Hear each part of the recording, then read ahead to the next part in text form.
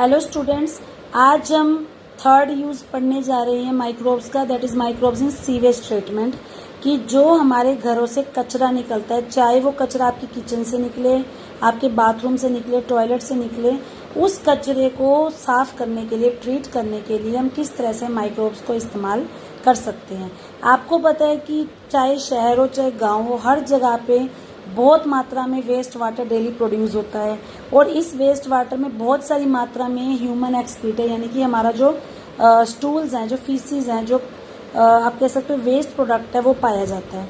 जो municipal waste water निकल रहा है उसको हम सीवेज भी कह सकते हैं।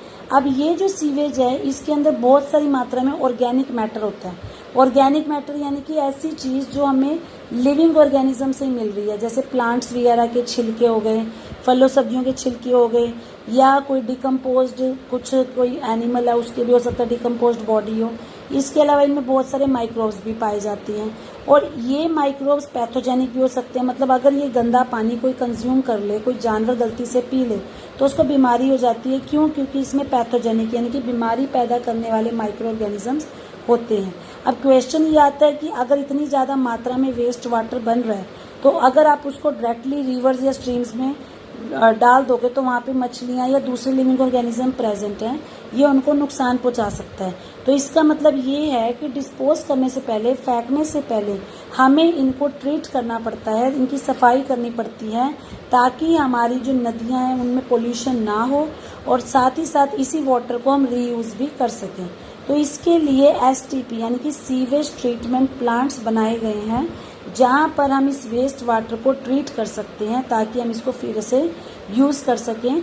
तो इन STP के अंदर भी बहुत सारे हेट्रोट्रॉफिक माइक्रोब्स पाए जाते हैं। हेट्रोट्रॉफिक मतलब जो अपना फूड नहीं बना सकते, विषमपोषी जो दूसरे पर डिपेंड करते हैं, वो माइक्रोब्स जो है इस वाटर को डिग्रेड करके साफ करने में हेल्प करते हैं। अब ये ट्रीटमेंट जनरली 2 स्टेजेस यानी कि 2 चरणों में होता है। एक होता है प्राइमरी ट्रीटमेंट, एक होता है सेकेंडरी ट्रीटमेंट। प्राइमरी ट्रीटमेंट क्या होता है कि सबसे पहले तो देखो बेटा, जो पानी है जरूरी नहीं है कि उस पानी में सारी चीज़ें ऐसी हों जो आपको ना दिखें। कई बार उसमें कुछ मोटी मोटी ठोस चीज़ें भी होती हैं, जैसे कागज़ के टुकड़े, पॉलीथीन के टुकड़े, कोई धातु का टुकड़ा। तो हमें सबसे पहले जो ये बड़ी बड़ी चीज़ें हैं या छोटे छोटी चीज़ें हैं, हमें इनको फिजिकली रिमूव करना है। और फिजिकली रिमूव करने का जो सबसे पहला मेथड है दैट इज सेडिमेंटेशन। सेडिमेंटेशन की मतलब उस पानी को, उस गंदे पानी को किसी जगह थोड़ी देर के लिए रोक लो, किसी टैंक में या किसी टब में आप थोड़ी देर के लिए उसको रोक दोगे, थोड़ी देर के लिए अनडिस्टर्ब्ड छोड़ दोगे, तो आप देखोगे कि उसमें से जो हल्की चीज़ है वो ऊपर आ जाएगी और उसके बाद जो भारी चीज़ है वो नीचे रह जाएगी। जैसे अगर उसमें पत्थर वगैरह के टुकड़े होंगे तो वो नीचे रह जाएंगे। और जो आपकी डैब्रीज हैं जो फ्लोटिंग है, मतलब जो उसमें थोड़े बहुत कण हैं, तिनके हैं जो तैर रहे हैं, उनको हम फिल्ट्रेशन यानी कि छलनी की हेल्प से छान लेते हैं। फिर उसके बाद हम सेडिमेंटेशन से जो उसमें धूल मिट्टी है उनको निकाल सकते हैं, क्योंकि जो धूल मिट्टी है वो भारी होगी, वो नीचे बैठ जाएगी। जो हल्की चीज़ है, तिनके वगैरह, वो ऊपर आ जाएंगे, उनको आप छलनी से हटा सकते हो। तो जितने भी सॉलिड्स हैं जो नीचे जाके बैठ जाएंगे वो यहाँ पर प्राइमरी स्लज के, मतलब उनको हम बोलते हैं प्राइमरी स्लज, यानी कि जो नीचे जमा हो गया। और जो सुपर नेट्रेंट बनेगा वो आपका एफ्लुएंट कहलाएगा। सपोज आपके पास एक टैंक है, आपने इसमें अपना गंदा पानी डाल दिया। अब इसके अंदर मान लो बहुत सारा कचरा पड़ा है, कोई छोटी छोटी चीज़ें हैं, कोई बड़ी बड़ी चीज़ें हैं। तो यहाँ पर अब क्या होगा, जो आपका ये सॉलिड वेस्ट है ये सारा नीचे जाकर जमा होना शुरू हो जाएगा। तो ये जो नीचे जमा हो जाएगा इसको आप बोलोगे प्राइमरी स्लज, यानी कि जो सॉलिड है। और जो ऊपर की चीज़ बचेगी जिसके अंदर आपकी छोटी छोटी डैब्रीज यानी कि तिनके या बारीक कण है, उसको आप बोलोगे एफ्लुएंट। ठीक है, तो ये जो एफ्लुएंट है मतलब अब इसमें से आपने वो अपना ऊपर वाला कचरा निकाल दिया, जो नीचे का था वो निकाल दिया।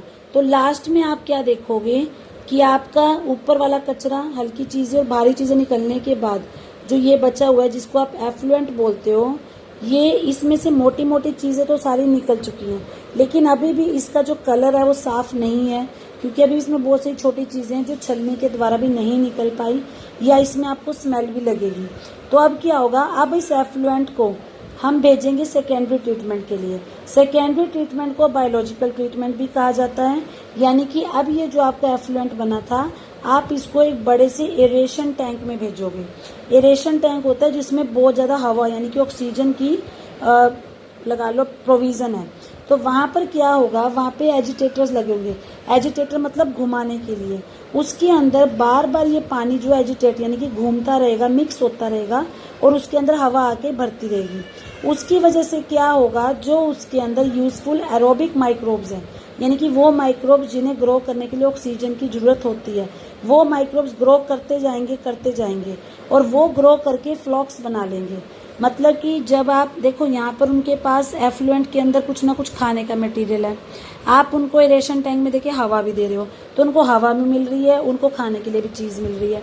तो अब जो वो माइक्रोब्स हैं उनकी ग्रोथ बहुत ज़्यादा जल्दी होने लगेगी और फ्लॉक्स मतलब वो बहुत सारे गुच्छे बना लेंगे, यानी कि बैक्टीरिया और उसके साथ जो फंगस है वो मिलकर मैश लाइक स्ट्रक्चर, जैसे जाली होती है इस तरीके का स्ट्रक्चर बना लेंगे, जिनको हम बोलते हैं फ्लॉक्स। और जब वो फ्लॉक्स में ग्रो करेंगे तो वो माइक्रोब्स क्या करेंगे, उस एफ्लुएंट के अंदर जो थोड़ा बहुत ऑर्गेनिक मैटर प्रेजेंट है वो उसको भी कंज्यूम करते जाएंगे। मतलब अपनी ग्रोथ करने के लिए उस पानी के अंदर से उनको जो भी खाने की चीज़ मिलेगी, जो भी ऑर्गेनिक चीज़ मिलेगी, वो उसे कंज्यूम करते जाएंगे।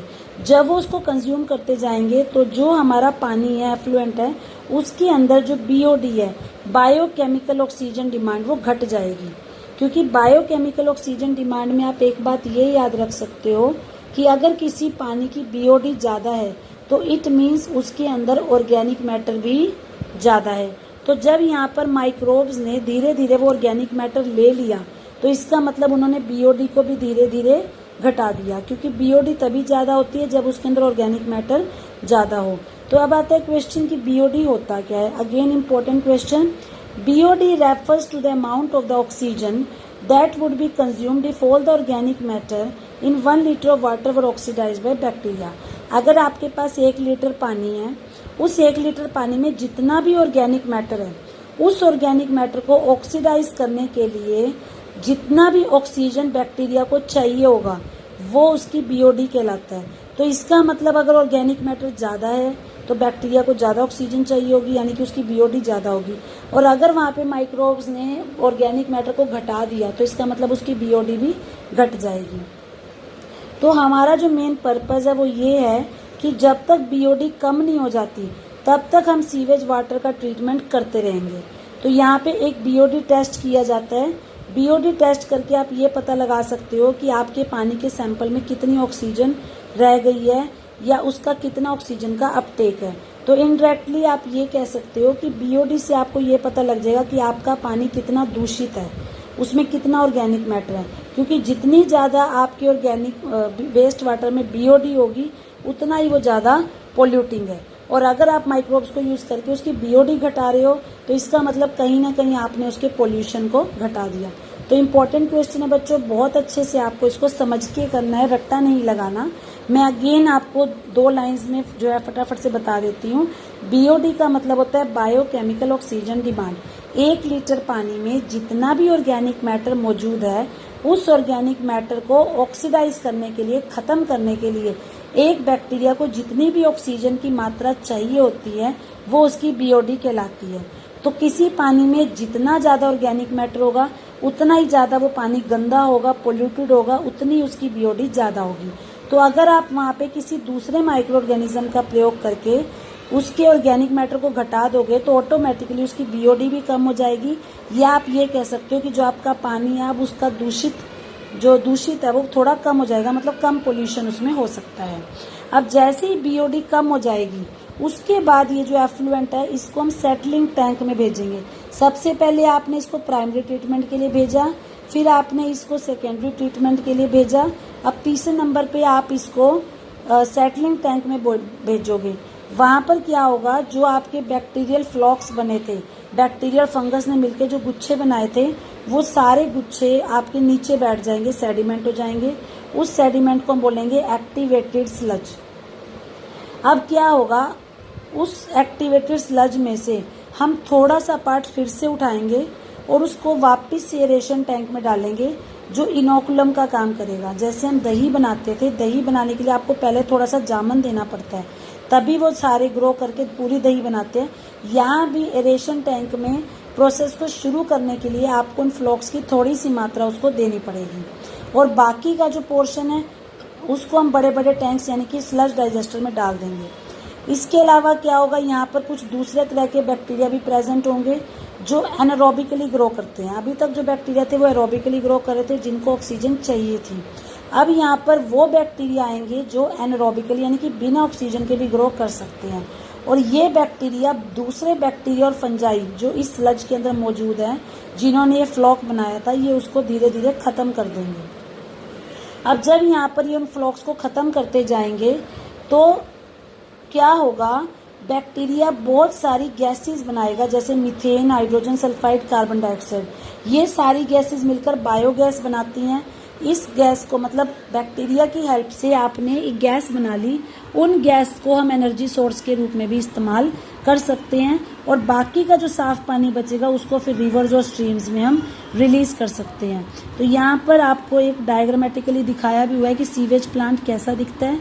तो इसका मतलब जो हमारे यहाँ पे gallons of waste water, gallons मतलब एक बड़ी यूनिट होती है, लीटर से भी ज़्यादा बड़ी, कि इतनी ज़्यादा मात्रा में जो वेस्ट वाटर प्रोड्यूस हो रहा है, कहीं ना कहीं उसको साफ करने में माइक्रोब्स ही हेल्प करते हैं। और अभी तक जो है कोई भी मैन मेड टेक्नोलॉजी ऐसी नहीं आई जो इन माइक्रोब्स का सामना कर सके। मतलब ये माइक्रोब्स नेचुरली प्रेजेंट हैं, ये सफाई का काम कर रहे हैं। अभी तक आर्टिफिशियली हमने कोई ऐसी चीज़ नहीं बनाई जो इनकी जगह ले सके। और क्योंकि अब धीरे धीरे अर्बनाइजेशन बढ़ रहा है, लोग शहरीकरण कर रहे हैं, तो क्या हो रहा है, कचरा भी ज़्यादा प्रोड्यूस हो रहा है, और जो sewage treatment plants STP available हैं वो इतने ज़्यादा नहीं हैं कि वो उन सबका सामना कर सके, जिसकी वजह से धीरे धीरे पॉल्यूशन भी बढ़ रहा है और पानी से होने वाली बीमारियां भी बढ़ रही हैं। जैसे आपने गैप यानी कि गंगा एक्शन प्लान और यमुना एक्शन प्लान बनाया होगा, तो ये कुछ ऐसे प्रोजेक्ट्स हैं जिन्हें ministry of environment and forest ने इसलिए ही शुरू किया था ताकि हमारी जो नदियां हैं, जो हमारी धार्मिक नदियां हैं, उनको हम पोल्यूशन से बचा सकें। तो अगर बेसिकली हमें नदियों को पोल्यूटेड होने से रोकना है तो हमें ज़्यादा से ज़्यादा मात्रा में एसटीपी प्लांट्स बनाने पड़ेंगे। और अगर आपके आसपास किसी एरिया में एसटीपी प्लांट मौजूद है तो बहुत अच्छी बात है, लेकिन दुख की बात यह है कि सारे शहरों में ये एसटीपी प्लांट्स जो हैं ईजिली अवेलेबल नहीं होते।